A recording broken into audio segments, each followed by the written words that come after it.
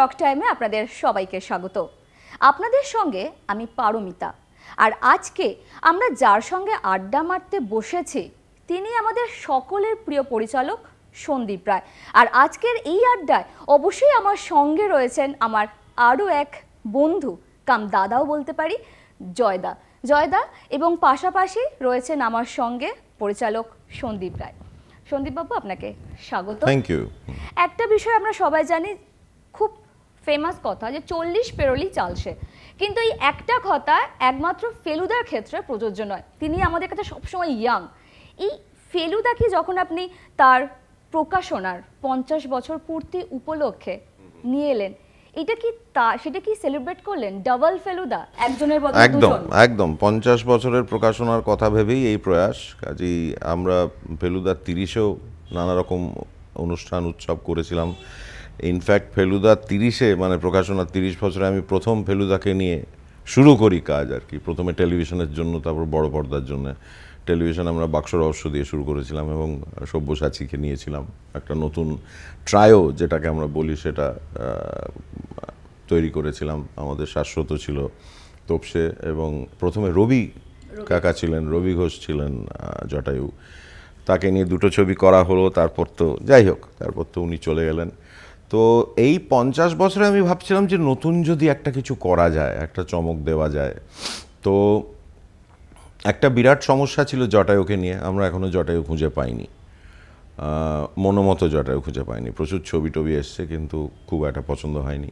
তো যে কারণে আমি দেখলাম যে দুটো যদি গল্প নেওয়া যায় তাহলে একটা ইন্টারেস্টিং ব্যাপার হবে, একটা চমকও হবে।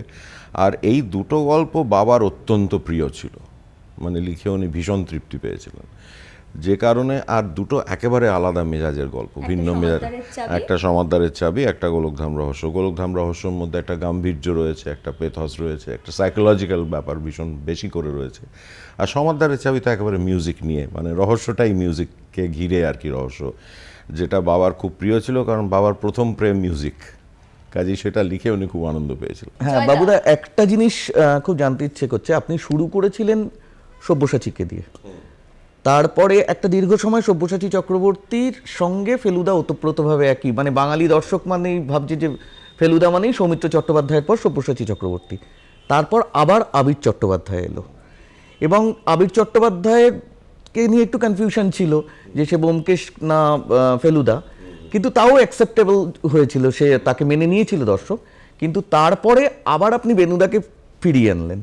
তো এটা কি শুধু নস্টালজিক ভাবে ফিরিয়ে আনার জন্য, নাকি আপনাকে এর জন্য অনেক কাঠখড় পোড়াতে হয়েছে? নস্টালজিক ভাবে ফিরিয়ে আনার জন্য নয়, একটা তো কারণ আছেই যে এটা একটা ট্রিবিউট ফিল্ম বলে ওকে ফিরিয়ে আনা। আর দ্বিতীয়ত একই অভিনেতা দুটো আইকনিক গোয়েন্দা চরিত্র করছে, কোথায় একটা আইডেন্টিটি ক্রাইসিস এসে যায় বলে আমার মনে হয়েছিল। কারণ রয়্যাল বেঙ্গল রহস্য এবং গোরস্থানে সাবধান যখন আমরা বেনুর সঙ্গে কাজ করছি, তখনই আমি খুব ক্যাজুয়ালি বেনুকে বলেছিলাম যে দেখো, এরপরে কে, কারণ আমাদের তো ফেলুদা চালিয়ে যেতে হবে। তখন বেনুই আবিরের নামটা করেছিল, এবং আবির তখন আবার ব্যোমকেশ করছে। তো তারপরে ব্যোমকেশ যখন ও ছাড়লো, তারপর এখানে এলো। তারপরে আমি ভাবলাম যে আবির যখন এসে গেছে, তখন আমাকে আবার পুরনো সময় ফিরে যেতে হবে, মানে বাচ্চা আংটির সময় ফিরে যেতে হবে, তাহলে একটু বেমানান লাগবে। আর আমাদের তখনও কিন্তু জটায়ু নেই, তখনও জটায়ু খুঁজে পাইনি। কাজেই খুব অ্যাপ্রোপ্রিয়েট গল্প ছিল বাচ্চা আংটি, যেহেতু ইয়াং ফেলুদা আমরা পাচ্ছি, যেটাকে রিবুট আমরা বলেছিলাম, যে একটা নতুন করে ফেলুদা। তারপর পরে জটায়ু পেলে ভাবনা চিন্তা করা যাবে, কিন্তু বাদশা আংটিটা হলো। তারপর হলো কি, আবির আবার ব্যোমকেশে ফিরে গেল, বুঝতে পারছো। এখন সেখানে আমার একটু কনফিউশন হয়েছিল, এবং আমার মনে হয়েছিল যে দর্শকের কাছেও সেটা হবে, যে কি ডাকবে তাহলে আবিরকে। যেমন বেনুকে এখনও অনেকে লোকে ফেলুদা বলে ডাকে, ওকে কি ডাকবে। তো আইডেন্টিটি ক্রাইসিস হতে বাধ্য। অনেকেই আমাকে বললো যে এটা ঠিক হচ্ছে না। এবার আমরা খুব ডিলেমায় পড়ে গেছিলাম যে কি করব। এই যে দুটো গল্প আমরা বেছেছি, কি করব, বেনুকে কি ডাকা হবে? তখন অনেকেই সাজেস্ট করলেন যে আবার বেনু ফিরে আসুক। না, কিন্তু সেই ডাকাটা ঢাকতে কি আপনার সেই প্রাইজমা এফেক্টে বেনুদার ক্যারেক্টারটা পোস্টারে নিয়ে আসতে হয়েছে? এবং সেটা নয়, কারণ সেখানেও বয়সটা, কারণ আমি বয়স ঢাকার চেষ্টা করিনি। এবং সেটা বয়স ঢাকা যায় না, এত বড় পর্দায় একটা লোকের বয়স ঢাকা যায় না, কাজেই সেটার জন্যে আর মেকআপ টেকআপে আমি খুব একটা বিশ্বাস করি না, যে কারণে খুব ন্যাচারাল আমার মনে হয়েছিল যে এই দুটো গল্পের জন্যে বেনু খুব অ্যাপ্রোপ্রিয়েট হবে, কারণ এই দুটো গল্পের যে একটা ওয়েট রয়েছে, মানে মিস্ট্রির যে একটা ওয়েট রয়েছে, সেটা বেনু খুব ভালো করে হ্যান্ডেল করতে পারবে। এবং ওর যতই বয়স বাড়ুক না কেন, ওর সেই গলা, ওর সেই প্রেজেন্স এবং ওর ভাষার উপর দখল, তিনটে ভাষার উপর দখল, সেই একটা অদ্ভুত পার্সোনালিটি, মানে ও স্ক্রিনে এলে স্ক্রিনটাকে ধরে রাখে, যেটা আমরা বলি না, তো সেটা আমার মনে হচ্ছে ওয়ার্ক করেছে। এবং আর আমি নিজেও ভীষণ খুশি হয়েছি, কারণ এতদিনের একটা সম্পর্ক, তো এতদিনের একটা রিলেশনশিপ এবং সাংঘাতিক একটা কেমিস্ট্রি তৈরি হয়ে গেছে, আমি মুখ খোলার আগেই ও বুঝে যায় কি চাইছি, কাজেই সেই ব্যাপারটা ভীষণ একটা খুব আনন্দের কাজ হয়েছে, এইটুকু আমি বলতে পারি। একেবারেই আমরা যদি একটু পিছন দিকে তাকাই, 2014 ডিসেম্বরে 19শে ডিসেম্বর মুক্তি পেয়েছিল একদিকে যেমন আবিরের ব্যোমকেশের, অন্যদিকে ফেলুদার মানে বাদশাহী আংটি ঐতিহ্যটা, ঠিক 2016 ডিসেম্বর একদিকে ব্যোমকেশ, তবে সেখানে চাপ নেই, সেখানে একটাতে বেনু একটাতে আবির, কাজী ওই চাপটা আর আমাকে নিতে হচ্ছে না। লড়াই ব্যোমকেশ এবং ফেলুদা, লড়াইটা আমি জানি না, জানো, লড়াইটা এটা তো প্রডিউসারের ব্যাপার, কারণ এখানে কারণ আমরা কিন্তু প্রথম থেকে ডিসেম্বরে রিলিজ করে আসছি এবং সেই 2003 সাল থেকে এই নিয়মটা কিন্তু অব্যাহত আছে, মানে আমরা ডিসেম্বর মানেই মানে প্রতি বছর না হলেও মাঝে মাঝে তো একটু চেঞ্জ হয়েছে, কিন্তু ফেলুদা সবসময় ডিসেম্বরে রিলিজ করেছে এবং আমরা চাই যে একটা ফেস্টিভ সিজনে ফেলুদা রিলিজ করুক, ছুটি আছে। এবং তুমি যেটা বললে 8 থেকে 80 যে ব্যাপারটা রয়েছে, পরিবারের সঙ্গে দেখার ছবি, তো কাজেই সব মিলিয়ে এখন ব্যোমকেশ এসে গেছে, এখন ভালো বড়দিনটা আর নতুন বছরটা একেবারে গোয়েন্দাময় হয়ে উঠুক। বাবুদা, একটা জিনিস রয়েছে যে আমরা শার্লক হোমসের সিরিজে দেখেছি যে শার্লক হোমসকে নিয়ে যে ছবিটা তৈরি হয়েছে সাম্প্রতিককালে বা যেটা আপনার বিবিসি সিরিজ আছে, সেখানে কিন্তু শার্লক হোমসের দুভাবেই দেখানো হয়েছে, একটা সময় সেই সময়কার লন্ডনকে দেখানো হয়েছে, আর সেটা বড় পর্দায়, আর বিবিসিতে এখন একটা ঝাঁকড়া চুলে শার্লক হোমস অন্যরকম দেখতে। তো এই যে একটা দুরকম ভাবে দেখানো হয়েছে এবং দুটো জায়গায় গ্রহণযোগ্য হয়েছে, কিন্তু ফেলুদাকে আমাদের যে দেখার অভ্যেস, মানে যেটা আপনি এখনো বজায় রেখেছেন, যে ফেলুদা এখনো মোবাইল ব্যবহার করে না, ফেলুদা এখনো এই অত্যাধুনিক গ্যাজেটগুলো নিজে ব্যবহার করছে না, ব্যবহার জানে কিন্তু ব্যবহার করে না, চারপাশের লোকেরা করছে এবং তারা ফেলুদা তাদের থেকেই সেই হেল্পটা নিচ্ছে। কিন্তু এক্ষেত্রে কি আপনার মনে হয়েছে যে শুধুমাত্র একটা আইকনিক ক্যারেক্টার থাকবে দেখে তাকে আমি যেভাবে ছোটবেলা থেকে যেভাবে লোকে পড়ে এসছে সেইটা রাখার জন্য, নাকি এই ডেভেলপমেন্টটা খুব ইচ্ছে করেই করেননি? একটু ইন্টেনশনাল, সত্যি কথা বলতে কি আমি ফেলুকে খুব একটা টেকনো সেভি করতে চাই না, সেটা আমার খুব একটা পছন্দ হয় না, তাহলে ওর অনেকগুলো ক্যারেক্টারিস্টিকের প্রবলেম হয়ে যাবে বলে আমার বিশ্বাস। আর অনেকেই চায় না, কিন্তু আবার অনেকে চায়, এখানে একটা ব্যাপার আছে, এটা তো একটা ডিবেটেবল পয়েন্ট। মানে যারা ফেলুদা ফলোয়ার্স, যারা মানে ফেলুদাকে ভালোবাসে বা মানে খুব ভক্তি শ্রদ্ধা করে আর কি, তো তারা অনেকে কিন্তু চায় না। মানে প্রত্যেকবার আমি ফোন পাই যে এবার কি দিচ্ছেন নাকি, না যাক বাবা বাঁচা গেল, এই টাইপের একটা ব্যাপার। কিন্তু অনেকে আবার চাইছে নিশ্চয়ই চাইছে, কেন চাইবে না। কিন্তু মানে গল্পগুলোই এমন যে গল্পগুলোতে খুব একটা মোবাইলের ব্যবহার দরকার নেই বলে আমার বিশ্বাস, কারণ গল্পগুলোকে নিয়ে খুব একটা ট্যাম্পার আমি করি না। আগে একটা ফরম্যাট ছিল যেটা বাবা সে ফরম্যাটটা খুব পছন্দ করতেন, থ্রিলার ফরম্যাট, যেখানে আমরা আগে বুঝে যাচ্ছি যে কারা ভিলেন এবং দর্শকের একটা কৌতূহল থাকবে যে ফেলু কিভাবে ওদের জেনে যাবে আর কি, কীভাবে রহস্যটা। তো তারপরে একটা টাইমের পর এগুলো কিন্তু সব আমি ভীষণভাবে ফেলুদা ফলোয়ারের কথা শুনি এবং আমি চিঠি পেতে শুরু করলাম, ফোন পেতে শুরু করলাম যে আপনি হুডানিটটা রাখছেন না কেন, আপনি এটা রাখছেন না কেন, কারণ এটা আমাদের ভীষণ পছন্দের একটা ফরম্যাট। তো আমি তো আর বলতে পারি না বাবার পছন্দ ছিল না, কাছেই বাবার পছন্দ ছিল না হুডানিট ফরম্যাটটা, মানে বিশেষ করে বড় পর্দার জন্য। তো উনি বলতেন যে একবার জেনে গেলে রিপিট ভ্যালিউ কমে যাবে, লোকেরা তো জেনে যাবে। তো এখন সেটা দেখছি অন্য একটু মনোভাবটা পাল্টেছে, অডিয়েন্সের ছোটদেরও পাল্টেছে, সকলেই চাইছে হুডানিট ফরম্যাটটা। আমরা কিন্তু টেলিভিশনে হুডানিট ফরম্যাটটা রেখেছিলাম, কারণ টেলিভিশনে তো ওয়ান টাইম ভিউইং, বুঝতে পারছো, কাজে সেখানে খুব একটাই হয়। কিন্তু এখানে যেহেতু তুমি যদি রিপিট থাকে, যদি আবার দেখতে ইচ্ছা করে, তুমি তো জেনে যাবে যে বিষয়টা কি রয়েছে। এখন সেটা কতটা মজা আমি জানি না, সেখানেও একটা মজা অবশ্যই আছে। এখানেও আমি দেখছি যে লোকেরা হুডানিট ফরম্যাট সত্ত্বেও কিন্তু দেখছে, আবার দেখছে, আবার যাচ্ছে। তো কাজেই আমি আবার কিন্তু হুডানিট ফরম্যাটে ফিরে গেছি, মানে রয়্যাল সেটা বেঙ্গল ওই রহস্য থেকে। মানে সাহিত্য থেকে চলচ্চিত্রে যেটুকু লাইসেন্স নিতে হয়, যেটা আপনার বাবাই একটা সময় সেইটুকু নিতে হয়, এবং কারণ সেখানেই ভুটানি অনেকগুলো ফরম্যাটটা। জিনিস ছিল। এ তো মানে যেমন লোডশেডিং এর পুরো ব্যাপার ছিল, এখন তো লোডশেডিং রাখা যায় না, মুশকিল। এখন লোডশেডিং রাখা যায় না, এখন অনেকগুলো কেবল ফল্ট নিয়ে এইভাবে জিনিসটা করতে হয়। সেই দিক থেকে দেখতে গেলে এখন তো সিধুজাটাকেও রাখা যায় না। একদম, যেটা কিন্তু আমার মনে হচ্ছিল যে সিধুজাটা খুব একজন এসেনশিয়াল ক্যারেক্টার, এবং ওয়েবে বা নেটে যে সব সঠিক জিনিস পাওয়া যায় তা কিন্তু নয়। এবং নেটে তুমি একটা বললে, তারপরে মানে তোমাকে 2 সেকেন্ডের মধ্যে একটা খবরের কাগজের কাটিং দেখিয়ে দিল, এবং সেটা যেটা আমি বলেছি এখানে যে নেটের থেকে তাড়াতাড়ি পেতাম কি, আমার তো মনে হয় না। কাজেই এবং সিধুজাটাও বলছে আমার কাছে আসা কেন, এখন তো মাউস টিপলেই তুমি নেট থেকে পেয়ে যেতে। তো কাজে এইগুলো আমাকে করতে হয়েছে, এই সামান্য চেঞ্জগুলো। এখান থেকে আবার অবশ্যই একটা প্রশ্ন রয়েছে, যেহেতু 1 বছর আগে থেকে এটার পোস্ট প্রোডাকশন শুরু হয়ে গেছিল, রীতিমতো ব্যস্ততা ছিল, এবং যেহেতু এই উপলক্ষে 50 বছর পূর্তি উপলক্ষে ট্রিবিউট দেওয়ার একটা বিষয় রয়েছে, সেখানে দাঁড়িয়ে দুটো গল্প এবং একসঙ্গে এতগুলো ক্যারেক্টার, সেখানে কিভাবে পুরো জিনিসটাকে ম্যানেজ করেছিলেন আপনি? শুটিং না ম্যানেজ আমার মনে হয়েছিল যে এটা আমি সবসময় মানে হাইলাইট করছি ফেলুদার প্রকাশনার 50 বছর, এবং সেইটা আমার হাইলাইট করার জন্য টাইটেলটাকে অন্যরকমভাবে একটা ভাবনা চিন্তা করা হয়েছিল, যে প্রকাশনাটাকে যদি নিয়ে, কারণ সব ফেলুদা কাভার নিয়ে হচ্ছে ব্যাপারটা। এবং শেষেও আমার এই প্ল্যানটা ছিল যে ওই শেষে আমরাই একমাত্র বোধহয় বসে থাকি হলে, আর সব উঠে যায়, কেউ দেখে না এন্ড স্ক্রোলটা। কাজেই সেটা যাতে না করে, সেটা যাতে না মানে উঠে আবার বসে পড়ে, সেরকম একটা আমরা প্ল্যান করেছিলাম। এবং সেটা আস্তে আস্তে যখন চাউর হবে, আমার মনে হয় না আর কেউ উঠবেন, সব মোটামুটি বসেই থাকবেন এটার জন্যে। তো এটা একটা প্ল্যান ছিল। আর পুরনো ফেলুদার আমাদের ছবিতে যারা যারা অভিনয় করেছিলেন এক সময়, তাদের একটু একটু করে আবার ফিরিয়ে আনা হয়েছে ইন্টারেস্টিং ক্যামিও রোলে আর কি।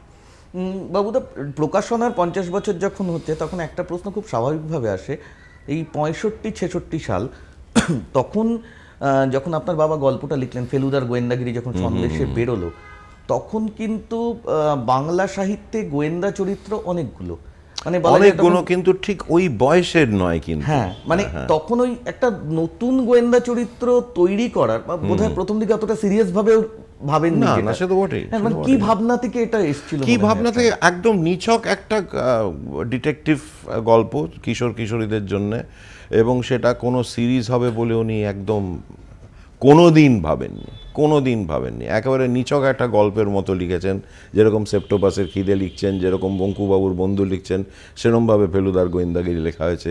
Naturally inspired by Sherlock Holmes তো বটেই, এখন ফেলুও বলছে অনেক জায়গায় যে তুমি ছিলে বলেই আমরা আছি। তো একদম ছোটদের জন্যে সন্দেশের উপযোগী করে ফেলুদার গোয়েন্দাগিরি লেখা হয়েছিল।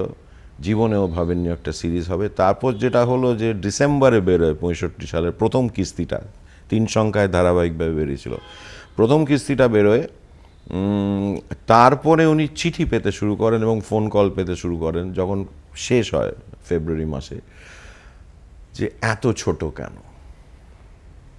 এত ছোটতে মন ভরল না। এবং তারপর উনি দেখলেন যে মানে মোটামুটি উনি একটা দেখেছিলেন যে উনি ফিল্ম করে যত না চিঠি বা ফোন পাচ্ছেন, ফেলুদা লিখে তার থেকে অনেক বেশি পেয়েছেন, মানে ফেলুদার গোয়েন্দাগিরি লেখে। তখন উনি দেখলেন যে এইটাই তো, এটা মুশকিলে পড়া গেল, এবার এটাকে তো কন্টিনিউ করতে হবে। তারপর বাচ্চা এন্টি লেখা হলো, যেটা 1 বছর ধরে সন্দেশে বেরিয়েছিল। ফেনোমেনাল সাকসেস, মানে সাংঘাতিক সেল করে 3 ডবল 4 ডবল হয়ে গেল, সাংঘাতিক একটা ব্যাপার। তারপর উনি ভাবলেন যে এটাকে তো কন্টিনিউ করতে হবে। তারপর তো যেটাকে ইংরেজি ভাষায় বলে না রেস্ট ইজ হিস্ট্রি, সেরকম একটা ব্যাপার হলো আর কি। তো একদম মানে যেমন গোড়ার দিকে কোনো রকমের ছিল না, মানে ম্যানারিজম, মানে একটা ইউজুয়ালি একটা সিরিজ বা একটা চরিত্র করার আগে যে খসড়াটা করা হয়, যে প্রদোষ মিত্র ইত্যাদি, ফের তার এত এত এই ম্যানারিজম, এই ক্যারেক্টারিস্টিক, সেগুলো কিন্তু আস্তে আস্তে ডেভেলপ করেছে। না ঠিক এই কিশোরদের ভাবনা থেকে কি সেই জন্য লেখাগুলোতে কখনো তৎকালীন সময়ের কোনো ছাপ পড়েনি? কারণ এই কথাটা এই কারণেই বলছি যে তখন হয়তো হেমেন্দ্র কুমার রায়ের গল্পেও আমরা দেখেছি যে উনি হয়তো একেবারেই মুখবন্ধের শুরুতে, গল্পের শুরুতে বা উপন্যাসের শুরুতেই বলে দিচ্ছেন এই বড় কঠিন সময় বলে বিশ্বযুদ্ধটাকে মেনশন করে তারপরে গল্পে উনি বিমলের গল্প না, সেটা একেবারে এগুলো উনি ওইভাবেই ট্রিট করেছিলেন যে গোয়েন্দার ফেলুদার রহস্য অ্যাডভেঞ্চার, এবং ওর একটা ব্যাপার ছিল যে একটা ট্রাভেলগ অ্যাডভেঞ্চার করার, যেটা প্রথম থেকেই, যেটা কারণ ফেলুদার মধ্যে অনেক শিক্ষণীয় ব্যাপার আছে, কিন্তু প্রচুর ইনফরমেশন রয়েছে, প্রচুর জিনিস আমরা জানতে পাচ্ছি এবং প্রচুর জায়গা ঘুরতে পাচ্ছি।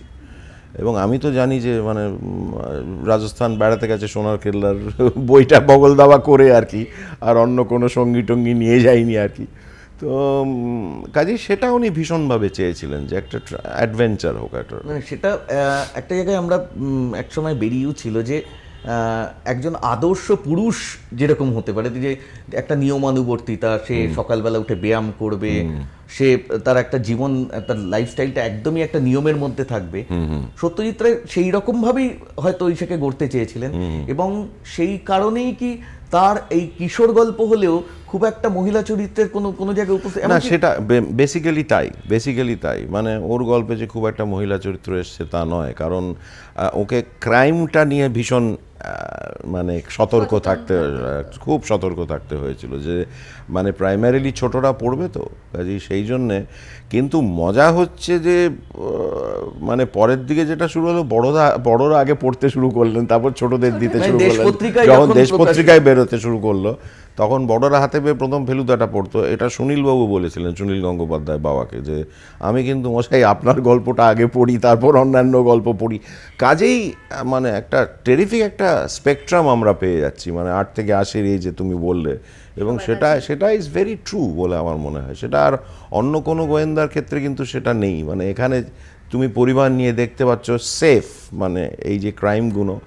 তবে পরে অবশ্য এসছে ডক্টর মুন্সির ডায়েরির ক্রাইমটা একটু অন্যরকম, একটু অ্যাডাল্ট, একটু প্রাপ্তবয়স্ক, আর মহিলা যে একেবারে আসেননি তা নয়, কিন্তু কম, কম্পারেটিভলি কম। এখান থেকে যখনই ফেলুদা, মানে যেটা বলেন একটা ভ্রমণের বিষয় থাকে, আমরা ফেলুদাকে জঙ্গল থেকে শুরু করে পাহাড় সব জায়গাতেই দেখতে পাই।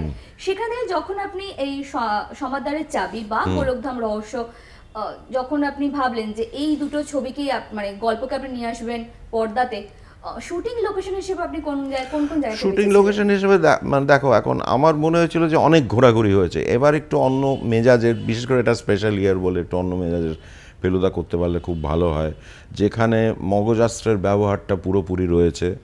এবং অনেকে আমাকে কমপ্লেন করেছিলেন যে একটু বেশি ফেলুদা মারামারি করছে তো সেটা আমি সবসময় মানি না, কিন্তু গল্পে যা ছিল আমরা তাই দেখিয়েছি, হয়তো একটু 19-20 হয়েছে সেখান থেকে। তো এখানে লোকেশন হিসেবে আমরা প্রথম অ্যাকচুয়াল গল্পের লোকেশন হচ্ছে বামুনগাছি, আমরা সেটা বোলপুরে গিয়ে তুলেছি। বোলপুরে রাধারমণ সমাদ্দারের বাড়িটা, বোলপুরে শুভগুহ ঠাকুরতার বাড়িতে আমরা কাজ করেছি, যেখানে আগে আমরা কাজ করেছি, বাবাও কাজ করেছেন আগন্তুকের সময়। তো সেই বাড়িটা হয়ে উঠেছিল রাধারমণ সমাদ্দারের বাড়ি। আর গোলকধাম রহস্যটা কলকাতার বাড়ি ছিল, বালিগঞ্জ এলাকার বাড়ি ছিল। তো সেটা আমি ভেবেছিলাম যে যদি একটু অন্যরকম একটা জায়গায় যাওয়া যায়, যেহেতু আমরা বড় পর্দার জন্য করছি, তো আমরা বালিতে একটা ক্লাবের সন্ধান পেলাম, দেশবন্ধু ক্লাবের সন্ধান পেলাম। তো সেটা আমার নিজের খুব পছন্দ হয়ে গেল আর কি, একেবারে গঙ্গার ধারে। বাড়িটা খুব সুন্দর, বাড়িটা খুবই সুন্দর বাড়ি। তো সেখানে আমরা কদিন কাজ করেছি। এই দুটো লোকেশন মেনলি, আর কলকাতার রাস্তাঘাট তো আছেই একটু একটু। আর একটা বিষয়, যতবারই আমরা সিনা দেখছিলাম যে এক জায়গায় সব্যসাচী মানে ফেলুদা বলছেন যে চলো 21 নম্বর রজনী সেন রোড, কিন্তু রজনী সেন রোড, হ্যাঁ হ্যাঁ, একবার এরকম হয়েছিল, আমরা সেই জায়গায় ঢু মেরেছিলাম। হ্যাঁ, 21 নম্বর নেই, 21 এ আছে, 21 এ বি আছে, কিন্তু 21 নম্বর নেই। এটা কি জেনে বুঝে এই করা হয়েছিল? না, জেনে বুঝে না, মানে এটা আমি জানি না। আমরা তো আগে মুদিয়ালি ওখানেই তো ছিলাম আমরা, মানে আমি জন্মেছি লেক অ্যাভিনিউতে, এবং তারপরে আমরা লেক টেম্পল রোডে গেলাম, যেটা খুবই কাছে। কারণ বাবা অর্ধেকটা সময় তো ওখানেই সাউথ ক্যালকাটাতেই কাটিয়েছেন, কাজে ওটা একটা ফ্যাসিনেশন হয়তো ছিল রজনী সেন রোডের উপরে। এটা বাবাকে জিজ্ঞেস করা হয়নি সত্যি কথা বলতে, কেন তুমি 21 নম্বর রেখেছো। যে বাবুদা, এই যে একটা সময় আপনি তো কিসকা কাঠমান্ডু কা করেছেন শশী কাপুরকে নিয়ে, তবে আমরা শুনেছিলাম যে একটা সময় অমিতাভ বচ্চনকে নিয়ে নাকি ভাবনা চিন্তা করা হয়েছিল যে ফেলুদা এর আগে, মানে ইনফ্যাক্ট কিসসা কাঠমান্ডু মে যখন আমরা করছি তখনই, কারণ তার আগে আমিরজি আমাদের ওই শতরঞ্জ কি খিলাড়ির ধারাভাষ্যটা করেছিলেন, আর বিশেষ করে জয়াদি টয়াদি সব মিলিয়ে ওই ফ্যামিলিটার সঙ্গে আমাদের খুব একটা আলাপ পরিচয় ছিল। তো কিসসা কাঠমান্ডু মেতে বাবা ভীষণ চেয়েছিলেন যে যদি অমিতাভ করেন, তো তারপর একটা চিঠিও লিখেছিলেন, কিন্তু তখন যেটা হয়েছিল অসম্ভব ব্যস্ত এবং আমাদের অনেক দিনের প্রয়োজন ছিল, কারণ এটা তো একটা মানে 8 পর্বের একটা সিরিজ ছিল এবং বেশ বড়, অনেক দিন কাঠমান্ডুতে শুটিং, স্টুডিওতে শুটিং কলকাতার, সেটা উনি তখন ডেট দিতে পারেনি। যদি দিতে পারতেন খুব ইন্টারেস্টিং একটা ব্যাপার হতো, সে বিষয়ে কোনো সন্দেহ নেই, কারণ তখন একেবারে মানে পিক টাইম, তো এটা আমি 85-86 কথা বলছি, মজা হতো। সেখানে শশী কাপুরকে তারপরে, কারণ শশী কাপুরের চেহারাটা কিন্তু তখন একদমই সেরকম তখন ছিল, কিন্তু শশীজি অসম্ভব ভালো অভিনয় করেছিলেন, মানে সেটা আমার মনে আছে। আর যেটা হচ্ছিল সেটা মানে যখন পরিচালনা করতে করতে আমি বুঝতে পারছিলাম যে এটা একটা অ্যাডভেঞ্চার অবশ্যই হচ্ছে, একটা ডিটেকটিভ অ্যাডভেঞ্চার, কিন্তু ফেলুদা হচ্ছে না, কারণ ফেলুদার কোনো জিনিস আমরা পাচ্ছি না ওই দিক থেকে। মানে ফেলুদার যে অদ্ভুত কয়েকটা ম্যানারিজম রয়েছে, কথা বলার ভঙ্গি রয়েছে সেগুলো হিন্দিতে পুরো মার খেয়ে যাচ্ছে। জটায়ু তো মার খাচ্ছেই, কোনো সন্দেহ নেই। তোপসে অবশ্য অবজারভার মেনলি মাস্টার অলঙ্কার করেছিল, জটায়ু করেছিলেন মোহন আকাশে। তো আমরা অসম্ভব এনজয় করেছিলাম শুটিংয়ে, কিন্তু বুঝতে পারছিলাম ফেলুদা হচ্ছে না, এই হচ্ছে ব্যাপার। সেখানে আমার একটু খুঁতখুঁতেমি ছিল, কারণ আমরা তো ডায়ালগটা লিখতে পারছি না, আরেকজনের উপর সেটা নির্ভর করছে যে কীভাবে জিনিসটা ট্রান্সলেশন বা ট্রান্সক্রিয়েশন হচ্ছে। তো যাই হোক, তো বাইরে ভীষণ সমাদৃত হলো সিরিজটা, কিন্তু কলকাতায় কেউ নেয়নি। না, পরবর্তী সময় আপনি যখন ছবি করলেন, যখন বড় পর্দায় ছবি করা শুরু করলেন, তখন কি একবারও মনে হয়নি যে এই যত কাণ্ড কাঠমান্ডুতে? না, যতকাণ্ড কাঠমান্ডুতে আমরা অলরেডি তারপরে টেলিভিশনের জন্য করেছিলাম, বাংলাতেও করেছিলাম, বেনুও ছিল, সবই ছিল, কাঠমান্ডুতে শুটিং করেছিলাম 3 বার, আর করার ইচ্ছে নেই। আর এখন কাঠমান্ডুটা তো একদম চেঞ্জ করে গেছে, সত্যি কথা বলতে সেই কাঠমান্ডু তো আর নেই। খুব আনফর্চুনেট, কারণ আমরা যে সময় কাজ করেছি, ইনফ্যাক্ট বেনুকে নিয়েও যেটা টেলিভিশনের জন্য কাজ করেছি, তখন একেবারে ঝলমলে একটা জায়গা ছিল। এখন তো অর্ধেক হেরিটেজ সাইটই গোলমাল হয়ে গেছে। আচ্ছা, এই যে টেলিভিশনের জন্য যখন ফেলুদা করছেন, ফিল্মে ফেলুদা করছেন, যেহেতু দুটোর মিডিয়াম আলাদা, হ্যাঁ, সেক্ষেত্রে আপনার কি কখনো মনে হচ্ছে যে টেলিভিশনে আপনি অনেক গুছিয়ে দেখাতে পারছেন ফেলুদাকে, মানে অনেকটা কম্প্যাক্ট হচ্ছে, যে মানুষ ড্রয়িং রুমে বসে একভাবে ফেলুদাকে দেখছে, নাকি আপনার মনে হচ্ছে যে ফিল্মে আপনি অনেক বেশি অন্যভাবে কাজ করতে পারছেন? না, আমরা টেলিভিশন এবং ফিল্মে যখন কাজ করেছি একদম একভাবে এক স্টাইলে কাজ করেছি। আমাদের গল্প বাছাইটা একটু অন্যরকম হয়ে গেছিল, আর বাজেটের একটা ব্যাপার তো অবশ্যই ছিল। যেমন কিছু গল্প আমি করতে পারতাম না টেলিভিশনে, তাই সেই বাজেটটাই আমি পেতাম না। কিন্তু যেটা আমার মনে হয়েছিল যে আমরা যখন হিন্দিতে মানে বাংলাতে যখন কাঠমান্ডুটা তুলছি, তখন আমি প্ল্যানই করে রেখেছিলাম যেগুলো ভীষণ খরচার জিনিস সেগুলো আমরা হিন্দি থেকে নেব, মানে যেখানে ফেলুদা নেই আর কি, মানে নিউট্রাল যে শর্টফটগুলো, সে অধিকাংশ কিন্তু হিন্দি থেকে নেওয়া। সেখানে অনেকটা আমাদের কস্টটা কমে গেছিল আর কি, অনেক ঝামেলার জিনিস কমে গেছিল। কিন্তু আমরা তোলার সময় কোনো কম্প্রোমাইজ করিনি, যে এটা আমরা টেলিভিশনের জন্য তুলছি, এটা আমরা বড় পর্দার জন্য তুলছি, সে কোনো কম্প্রোমাইজ করা হয়নি। কাজেই যেটা আমার ছিল যে আমার দুটো ডিফারেন্ট লিস্ট ছিল, যে একটা টেলিভিশনের জন্য করব, আর আদৌ যদি কোনো প্রযোজক এগিয়ে আসেন, কারণ তখন তো কোনো প্রযোজক পাচ্ছিলাম না, কেউ ইন্টারেস্টেড ছিলেন না ফেলুদা করার জন্য, তো একটা আলাদা একটা লিস্ট ছিল, সেটা আমি কমপ্লিট করলাম। তারপরে বাদশাহী আংটি সেই লিস্টে ছিল না, কারণ বেনু অবধি আমি লিস্ট করে রেখেছিলাম। তারপরে এখন তো ন্যাচারালি লিস্টটা একটু অন্যরকম হয়ে গেছে। এই পর্বে আমার একটা আর কি শেষ কোশ্চেন আমার তরফ থেকে আপনার কাছে, যে একবার প্রফেসর শঙ্কুর কথা একবার উঠেছিল, আচ্ছা, প্রফেসর শঙ্কু কি মানে হয়তো তখন বাজেটের জন্য আপনি বলেছিলেন যে বাজেট একটা ফ্যাক্টর, কিন্তু আজকের বাংলা সিনেমাতে তো গ্রাফিক্সের না, বাংলা সিনেমাতে না গ্রাফিক্স যে মানে প্রফেসর শঙ্কুর যে লেভেলের গ্রাফিক্স, সেটা আমার মনে হয় না এখানে করা সম্ভব। মানে বেশ কিছুটা করা যেতে পারে কিন্তু সব নয়। তো কাজেই সেটা বিদেশে করার একটা ব্যাপার আমরা চিন্তা ভাবনা করছি, আদৌ যদি শঙ্কু করা হয়। সব নির্ভর করবে কি গল্প করা হচ্ছে। তো এখন সেটা তো একটা আছেই। আর ইংরেজি ছাড়া গতি নেই জানো, কারণ একটা পয়েন্টের পর তো উনি বিদেশ চলে যাচ্ছেন, বন্ধু বান্ধব সবই তো বিদেশি। কাজে সেখানে বাংলা হয়তো মিনিট 10-15 হয়তো বাংলার প্রয়োজন হবে, যেটা গিরিডির সেকশনটা। তো তারপরে তো বাইরে চলে যাচ্ছেন। কাজেই শঙ্কু যদি আদৌ হয় ভবিষ্যতে, তাহলে ইংরেজিতে হবে এবং মানে প্রি প্রোডাকশনের প্রচুর সময় দিতে হবে, কারণ শঙ্কু কোনো মিডিয়ামে হয়নি কিন্তু এখনো। কাজেই সেটা একটা খুব স্পেশাল ব্যাপার এবং সেটাকে নিয়ে কোনো রকমের কম্প্রোমাইজ করা চলবে না। আর আমার দিক থেকে অবশ্যই একটা লাস্ট কোশ্চেন এটাই থাকবে যে নেম প্লেট যখন শেষ হয় একটা শব্দ এসেছিল যে ফেলুদা আবার আসবে ফিরে। একটাই প্রশ্ন, কিভাবে এবং কবে? কিভাবে কবে মানে দেখা যাক, এখন সবই নির্ভর করছে জটায়ু। এখন জটায়ু ছাড়া খুব মুশকিল। জটায়ুকে পেতে হবে, সেটা হচ্ছে প্রথম কাজ। এবং তারপরে আমার নিজের খুব ইচ্ছে হচ্ছে ছিন্নমস্তার অভিশাপ, খুব খুব খুব ইচ্ছে এবং বহুদিনের ইচ্ছে এবং সকলেরই ইচ্ছে। কারণ খুব জমাটি গল্প, খুব ইন্টারেস্টিং সব ক্যারেক্টার্স, খুব ইন্টারেস্টিং লোকেশন। কিন্তু এখন সার্কাসে বাঘ নেই, এখন সেটা খুব অন্যরকমভাবে একটা ওয়ার্কআউট করতে হবে। আর যদি বাঘ থাকে তাহলে অ্যাকচুয়াল বাঘই ইউজ করতে হবে, কারণ সেটা আমার নিজের খুব মানে আগে আমরা অ্যাকচুয়াল বাঘ নিয়ে কাজ করেছি তো আমাদের গুপি গাইন থেকে শুরু করে, সেটা একটা খুব থ্রিলিং এক্সপিরিয়েন্স অ্যাকচুয়াল বাঘের সঙ্গে কাজ করে।